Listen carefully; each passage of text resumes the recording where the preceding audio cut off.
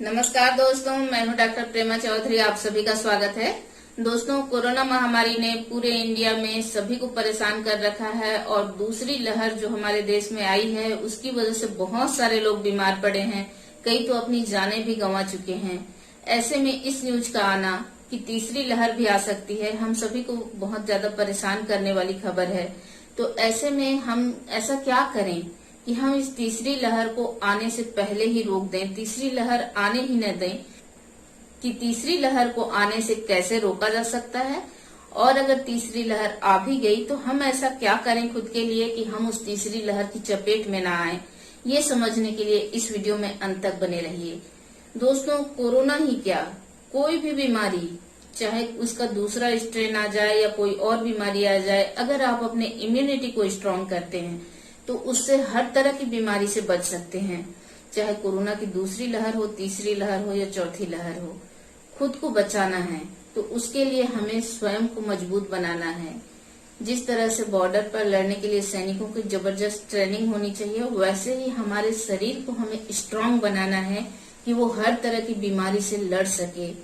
दोस्तों, जिस तरह से बॉर्डर पर जो है हमें ऐसे फौजी तैनात करने पड़ते हैं जो बहुत स्ट्रांग हों, जिससे कि हमारे देश की सुरक्षा हो सके, उसी तरह से हमारे शरीर की सुरक्षा के लिए हमें अपने इम्यून सिस्टम को स्ट्रांग बनाना पड़ता है, खुद की स्टेमिना बढ़ाना पड़ता है, अपनी इम्यूनिटी को मजबूत करना पड़ता है। इम्यूनिटी यानी होती है रोग प्रतिरोधक क्षमता, यानी रोगों से लड़ने की हमारे शरीर की जो क्षमता है उसको जब हम बढ़ाएंगे तो कोरोना की चाहे कोई सा भी स्ट्रेन आ जाए, चाहे कोई दूसरा वायरस आ जाए, चाहे कोई और डिसीज आ जाए, हर तरह की बीमारी से हम स्वयं को बचा सकते हैं। इम्यूनिटी को बनाने के लिए सबसे जरूरी चीज जो है वो है भोजन। हमें अपना आहार जो है ऐसे रखना चाहिए जिससे कि हमारी इम्यूनिटी जो है वो स्ट्रांग हो, और सही आहार न मिलने की स्थिति में शरीर कमजोर हो जाता है। किसी भी तरह के विटामिन, प्रोटीन, मिनरल्स और कार्बोहाइड्रेट, वसा, इन चीजों का हमारे शरीर में कमी नहीं होना चाहिए। एक संतुलित आहार जो है हमें अवश्य लेना चाहिए जिससे कि हमारी इम्यूनिटी स्ट्रांग हो सके। तो इम्यूनिटी मजबूत बनाने के लिए हम ऐसा क्या खाएं? आप दाल, चावल, सब्जी, रोटी वगैरह खाएं ही, साथ में सलाद खाएं, हरी सब्जियां ज्यादा से ज्यादा अपने आहार में शामिल करें। अपने जो है शरीर को मजबूत बनाने के लिए आप जो है भोजन सही समय पर करें, ताजा भोजन लें और सुपाच्य भोजन लें। जो भी आप खाना खाते हैं वो आपको पच जाए इस तरह का लेना है। ऐसा खाना खाना है जिसमें तेल मसाले जो है वो कम हों और पौष्टिकता जो है वो प्रचुर मात्रा में हो। आप टमाटर, भिंडी, लौकी, बरबटी, कद्दू, हरी सब्जियां, पत्तेदार सब्जियां जो है, ये सारी की सारी सब्जियां जो है अपने आहार में शामिल कीजिए। अपने आहार में दालों को शामिल कीजिए, साबुत अनाज जो है वो आहार में लीजिए।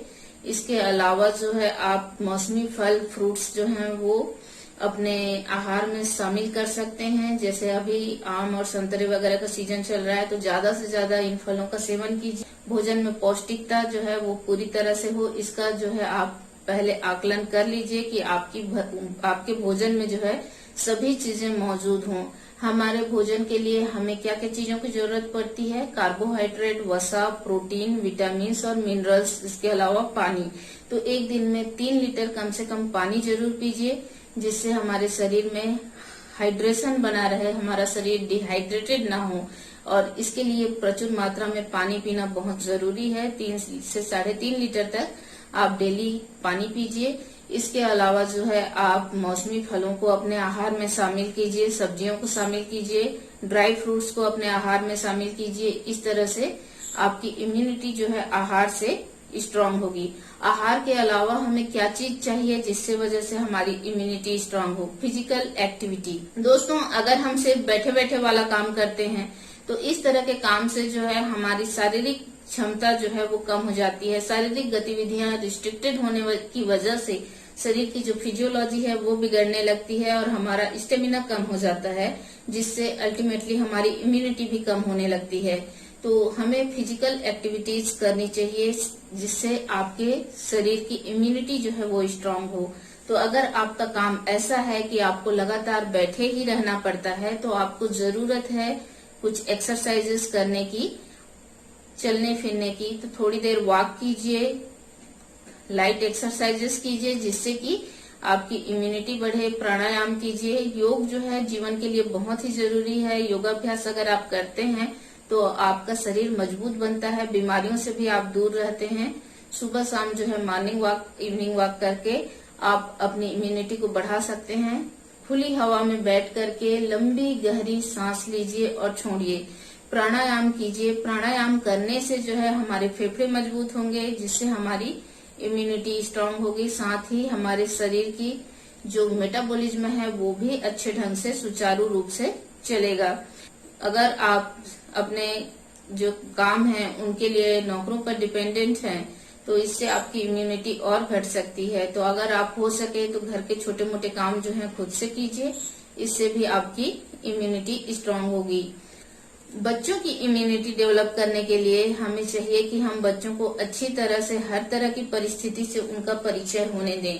बहुत सारे घरों में ये देखा जाता है कि लोग बच्चों को जो है जरा सा गर्मी में निकलने नहीं देते कि धूप में मत जाओ, यहाँ मत बैठो, ये मत करो, धूल में मत खेलो, गंदे हो जाओगे।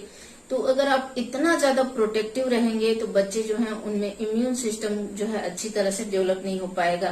क्योंकि एक्वायर्ड इम्यूनिटी के लिए जरूरी है कि हम जो भी परिस्थितियां हैं, माहौल है, मौसम है, उसके अनुसार अपने शरीर को ढाल सकें। तो बच्चों को थोड़ा आउटडोर गेम्स खेलने दीजिए।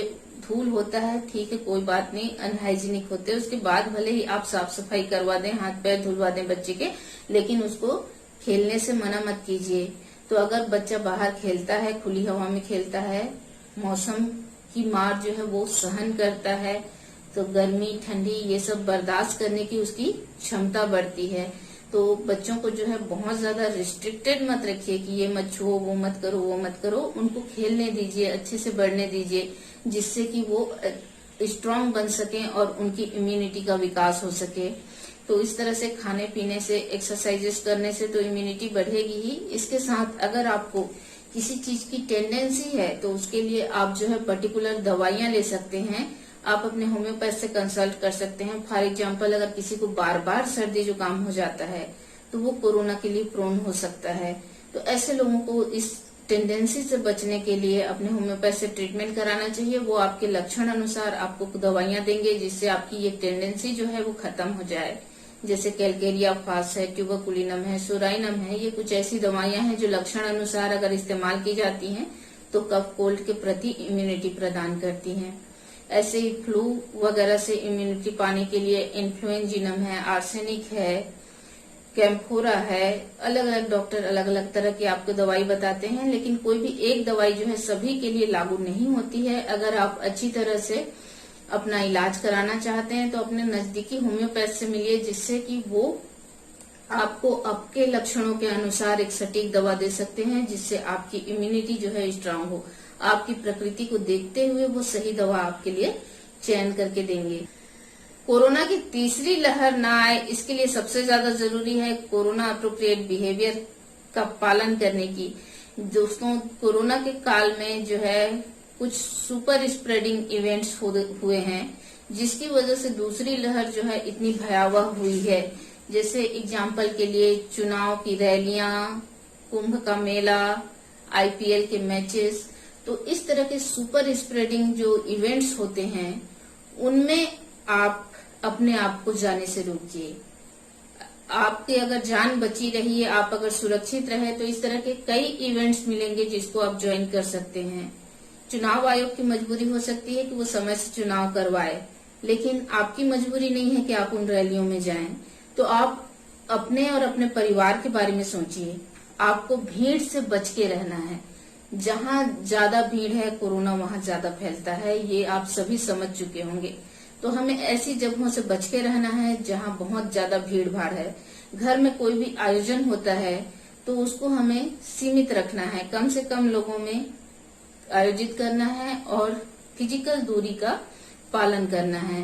दोस्तों, फिजिकल डिस्टेंस रखना बहुत ज्यादा जरूरी है कोरोना से बचने के लिए। तो ये छोटी छोटी सावधानियां हमें बहुत बड़ी मुसीबत से बचा सकती हैं, तो इनके बारे में बिल्कुल भी मत भूलिए। बार बार हाथ धोइए, किसी से भी बात करते हैं तो 2 गज की दूरी रखिए, मास्क पहनिए। अगर घर में किसी को कोरोना हो जाता है तो आप उसको अलग हवादार कमरे में रखें, उसके चीजों का अच्छे से साफ सफाई से सैनिटाइज करके रखें। सावधानी जरूर बरतें, उसके चीजों को छूते हुए उसके सामान का उपयोग न करें, लेकिन ऐसा बिल्कुल न करें कि आपकी बिहेवियर से उसको अटपटा लगे, उसको खराब लगे। क्योंकि दोस्तों, मन की दूरी हमें नहीं करनी है, हमें सिर्फ तन की दूरी का ध्यान रखना है। अगर आप उनके कमरे में जा रहे हैं तो थोड़ी सी दूरी बना करके बात कीजिए। 2 गज की दूरी अगर आप रखते हैं तो इस तरह की कोई भी प्रॉब्लम आपको नहीं होगी। आप मास्क पहन के जाएं उनके कमरे में अगर जा रहे हैं तो, साथ ही रोगी से कहें कि आपसे बात करते वक्त मास्क लगा करके बात करें। और आप जो है जो भी उनकी देखभाल की चीजें हैं उनका पूरी तरह से ख्याल रखिए, उनकी तबीयत का ख्याल रखिए, दवाइयां समय पर दीजिए, उनका मनोबल बढ़ाइए। क्योंकि आप मीडिया के अगर जाते हैं तो मीडिया बार बार कहता रहता है कि इतने मर गए, ये हो गया, वो हो गया। ये सब देख के मरीज भी डरा हुआ रहता है कि कहीं उसकी जान न चली जाए। तो आपको पॉजिटिव वे में बात करनी है। कोरोना की पहली लहर जब आई तब इसमें डेथ रेट जो थी वो 2% थी, और अब दूसरी लहर में बहुत सारे लोग बीमार हुए हैं। पहली लहर से ज्यादा लोग बीमार हुए हैं, लेकिन मृत्यु दर पहले से भी कम हुई है। बहुत से लोग मरे जरूर हैं, लेकिन वो इसलिए क्योंकि बहुत ज्यादा लोग लाखों की संख्या में प्रभावित हुए थे, इसलिए इसकी मृत्यु दर दूसरी बीमारियों की मृत्यु दर से भी कम है। और भी बहुत सारी बीमारियां हैं जिनसे लोग मर रहे हैं, लेकिन आप जो है कोरोना पर ही अपना ध्यान केंद्रित मत कीजिए। आप अपनी इम्यूनिटी को स्ट्रांग कीजिए, जिससे कि आप हर बीमारी से बच सकें। अगर आप सुपर स्प्रेडर इवेंट्स में नहीं जाएंगे, भीड़ भाड़ वाले इलाके में नहीं जाएंगे, जाना पड़ा तो बहुत सावधानी के साथ फिजिकल डिस्टेंस बना करके रखेंगे। किसी से भी मिलते हैं तो थोड़ी दूरी से बात कीजिए, एकदम नजदीक मत जाइए। लोगों से बात करते वक्त मास्क लगा करके रखिए। सोशल डिस्टेंस, बल्कि मैं कहूंगी सोशल नहीं, फिजिकल डिस्टेंस बना करके रखिए। यानी सिर्फ आपका शरीर जो है सामने वाले से दूर रहना चाहिए। मन में दूरियां मत आने दीजिए। एक दूसरे के प्रति जो संवेदनशीलता है वो बनाए रखिए। आप जो है कोरोना से सुरक्षित रहेंगे। बार बार हाथ धोइए। तो आप इन सब उपायों को अपनाइए। अपने आहार में जो एंटीऑक्सीडेंट्स हैं उनको भी शामिल कीजिए, जैसे तुलसी है, हल्दी है, काली मिर्च है, अदरक है। इन चीजों को अपने आहार में शामिल कीजिए। हेल्दी फ्रूट्स खाइए, वेजिटेबल्स लीजिए, अपने आप को स्ट्रांग बनाइए और खुश रहिए। मेंटली बहुत ज्यादा लोग परेशान हो रहे हैं कोरोना की वजह से। बैड न्यूज सुन के आपके दिमाग में जो है बहुत ज्यादा निगेटिविटी भर जाती है। तो इन निगेटिविटी से दूर रहिए, खुद को खुश रखिए, हैप्पी रखिए, कॉमेडी शोज देखिए, ऐसी चीजें देखिए जो आपको एंटरटेन करें। आप खुश रहें और कोरोना के टेंशन को भूल जाएं। आपको सावधानी जरूर रखनी है, लेकिन पैनिक नहीं होना है। आप सावधानी से हर तरह की बीमारी से बच सकते हैं। तो अपने आप के स्ट्रांग बनाइए, अपनी इम्यूनिटी को स्ट्रांग बनाइए, अपना स्टेमिना बढ़ाइए और हमेशा स्वस्थ रहिए। उम्मीद है यह जानकारी आपको अच्छी लगी होगी। अगर अच्छी लगी तो लाइक बटन को दबाना मत भूलिए। साथ ही सब्सक्राइब बटन को दबा करके बेल आइकन को भी प्रेस कर दीजिए, जिससे मैं जो भी वीडियोस लेकर के आऊं उसके नोटिफिकेशन आपको मिलते रहें। धन्यवाद।